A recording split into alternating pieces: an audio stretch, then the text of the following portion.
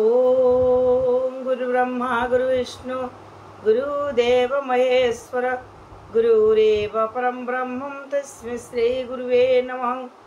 अखंडमंडलाकारं व्याप्तयेनं चराचरं तत्पदं दर्शितं येनं तस्मै श्री गुरुवे नमः।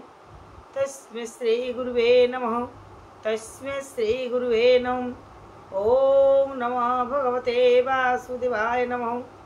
ओम श्री गणेशाय नमः। ओम श्रीमद्भागवत महापुराणम्। ओम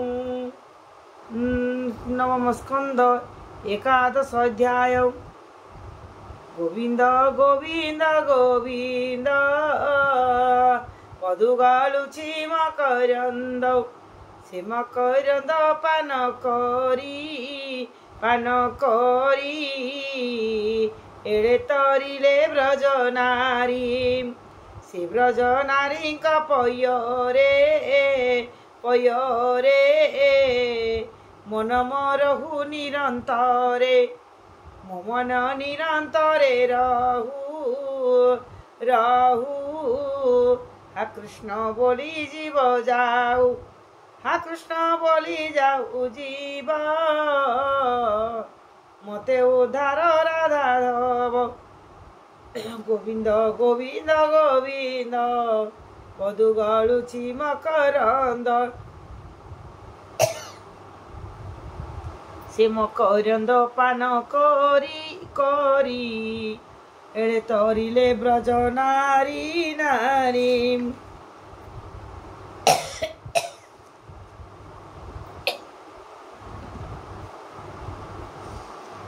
ब्रज नारी पयरे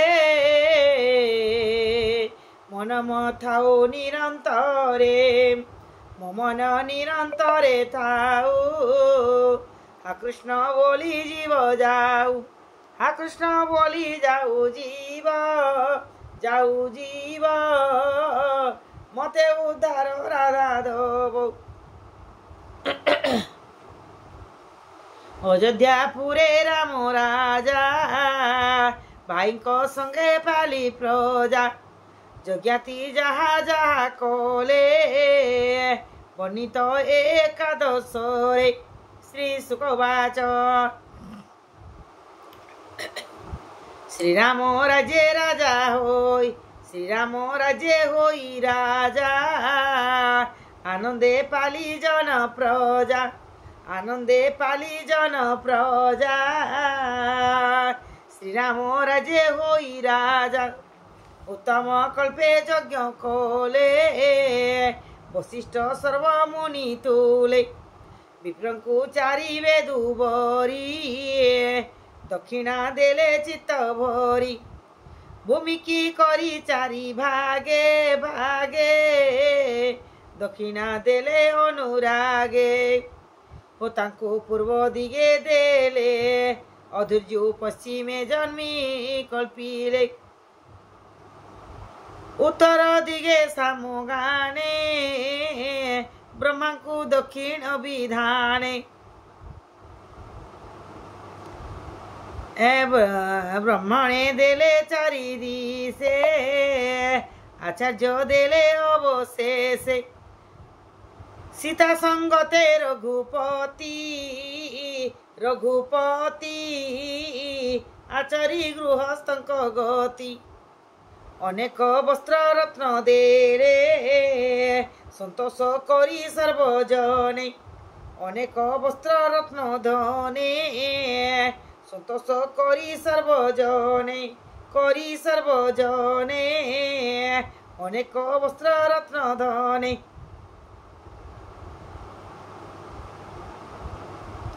आचरी गृह मेधि धर्म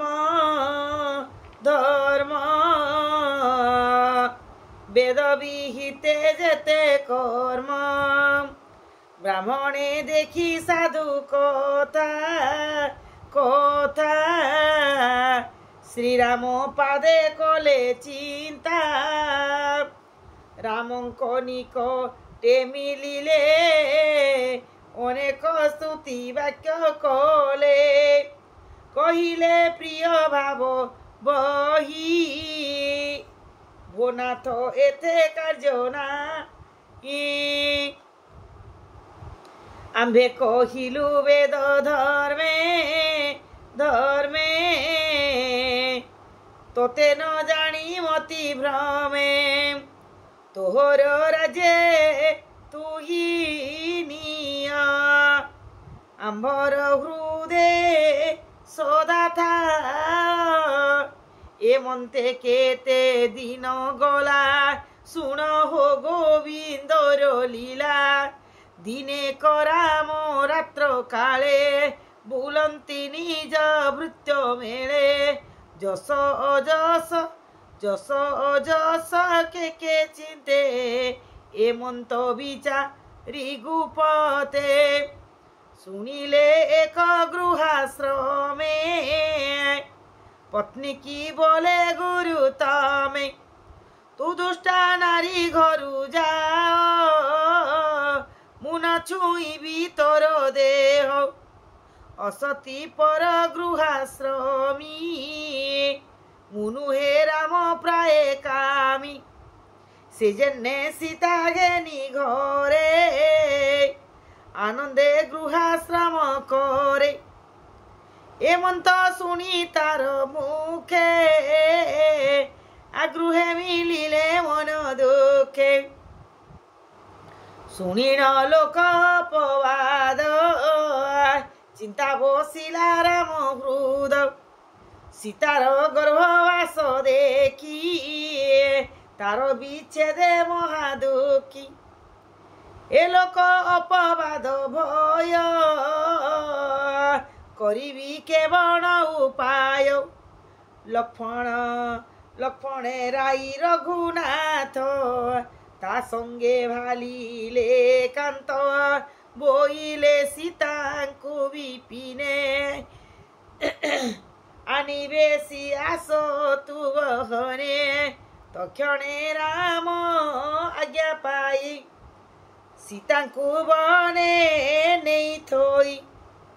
से मिले वाल्मीकि भुवने बेनी कुमार जात बने। वाल्मीकि भ्रांति छाड़ी मन निज कोटिरे देले स्थान। करिले जात कर्म मान लव कुशजे देले नाम। अंगद चित्र केतु दुई लक्ष्मण बेजे जात होई। तक्ष पुष्पल बेनी भाई भरत पत्नी गर्भे होई। सुबाहु श्रुत सेन वीर होइले शत्रुघ्न कुमार। भरत दिग विजय करी कोटि गंधर्व बल मारी। युद्धे पाइला धन जेते देला से अग्रज अग्रते। शत्रुघ्न दिग विजय करिए लवण मधु पुत्र मारिए। मथुरापुरे मधुबने पुरी स्थापिले प्रजानने जने। एमन्ते केते दिनन्ते राम चलन्ते सीता पथे। राम आगम शुणी कर्णे तक्षणे वरुण भुवने। जानकी होइले प्रवेश मने अनेक करी रोष। सीतार न पाई उद्देश राम चलिले निज देश। राम जे जान कि विच्छेदे मन न कल्पे राजपदे।